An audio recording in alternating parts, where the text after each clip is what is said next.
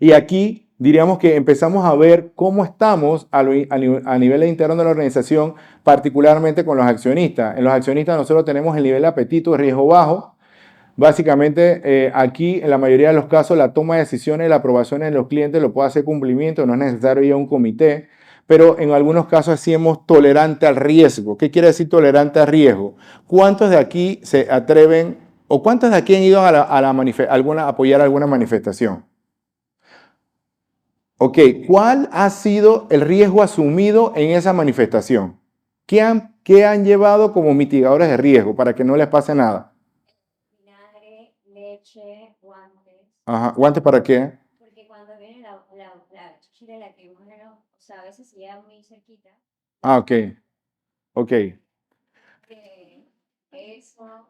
Y los que no han ido, ¿por qué no han ido?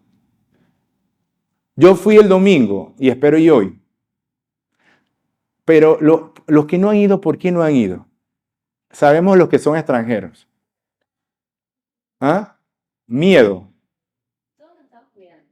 No, yo voy, pero no, me manda Entonces, ¿qué quiere decir eso? Los que hemos ido de alguna manera, nos clasificamos como tolerantes a riesgo. Hemos ido, pero hemos tomado precauciones.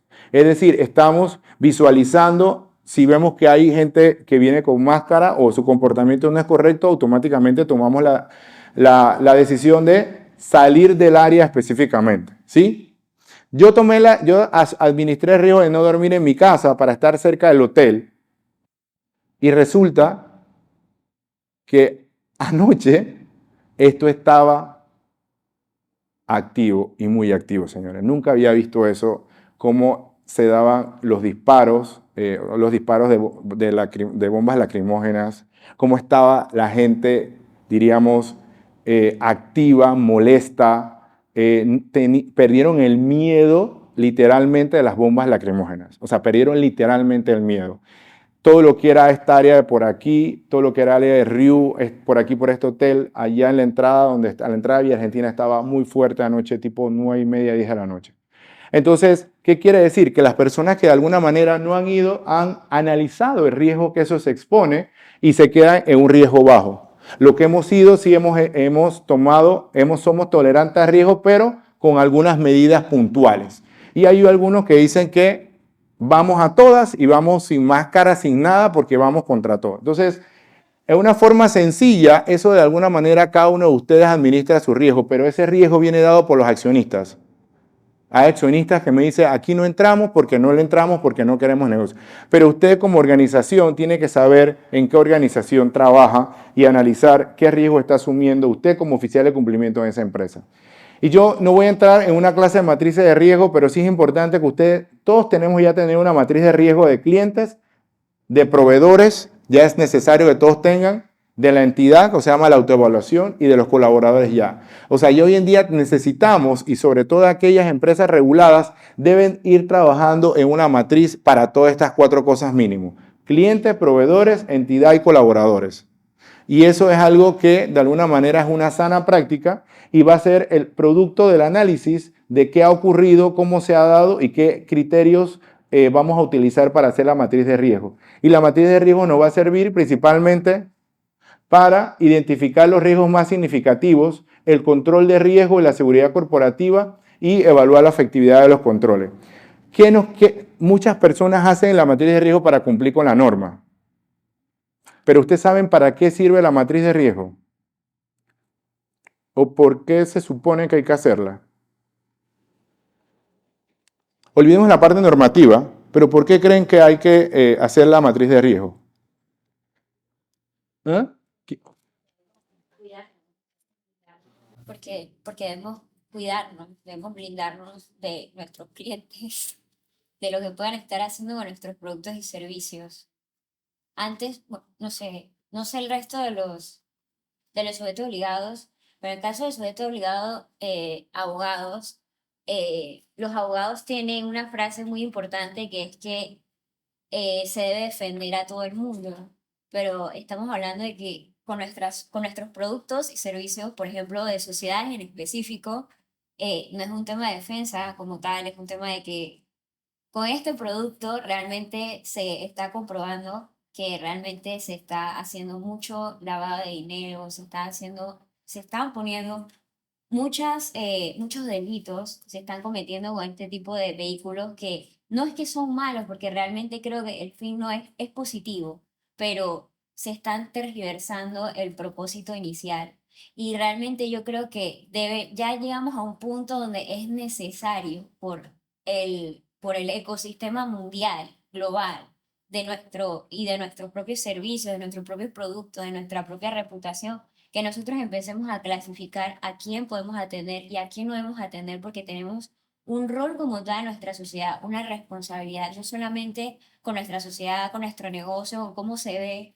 Y a veces siento que es un poco Ahí siento que es un poco hipócrita pensar, no es que solamente como me veo.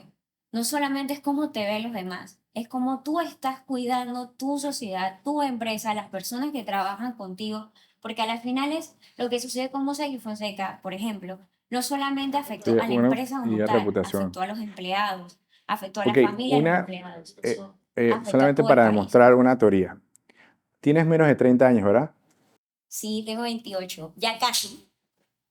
Esa, esa, esa perspectiva que ella explicó y vieron que me dejé que ella hablara, es una perspectiva de otra generación, ¿sí?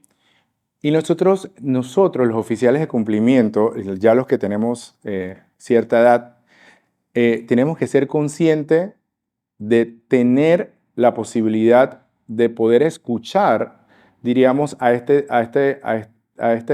tipo de generación cuando se incorporan a las organizaciones, porque ven las cosas desde otra perspectiva. Y sí quería atender eso, porque ellos son, diríamos, los que están presentes en este momento en las calles.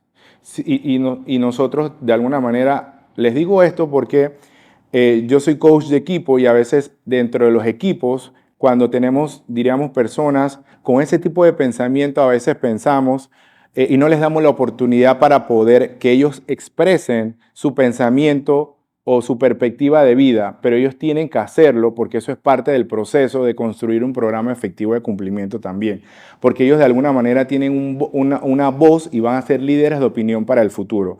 Y si quería resaltar eso, porque para mí es importante el tema de la sucesión dentro de las empresas, principalmente en los departamentos de cumplimiento. Pero cuando traemos a colación lo que veníamos hablando de la matriz de riesgo, es que la matriz de riesgo nos dice que en ese momento el nivel de riesgo que tiene ese cliente que estamos asumiendo, ¿sí? En ese momento. Pero también nos dice, dependiendo del resultado, cuándo debemos y cuánto tiempo le vamos a estar dedicando a estar monitoreando a ese cliente para saber cómo ha sido su comportamiento. Pero, ¿qué es lo que está pasando ahorita? Ahorita, ¿qué tienen que hacer ustedes ahora? Ya hoy no, pero a partir del lunes, ¿qué tienen que hacer ahora con la matriz de riesgo? Actualizar. Porque ¿cuántos de ustedes a lo mejor tenían a Panamá de riesgo alto? Muchos no lo tenían de riesgo alto, pero hay otras empresas que sí lo tenían de riesgo alto, dependiendo de su connotación. Así que esas empresas que tenían la matriz de riesgo alto, ¿qué tienen que hacer ahora? Ajustarla y cambiarla.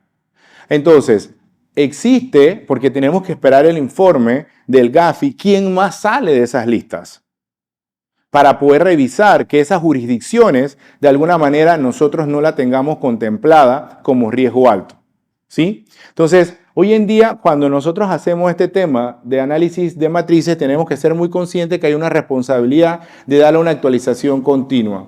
Y la otra cosa es que en los manuales, colocan y dicen, estaremos realizando la evaluación a los clientes de alto riesgo cada 12 meses y a los riesgos de riesgo medio cada 24 meses y a los de riesgo alto 48 meses. Pero cuando uno entra a analizar el comportamiento de su cartera de clientes, ahí la mayoría de clientes ni siquiera se queda 5 años con ustedes o no se queda 3 años con ustedes. Rota mucho. Entonces nosotros también tenemos que analizar si esa actualización cumple en función del comportamiento de mi modelo de negocio. Entonces, para mí, estas 4 matrices son fundamentales que las tengan disponibles ya y si no, trabajen en ella como una sana práctica. Y lo otro es, yo quiero hacer un llamado a la sensibilización del fraude.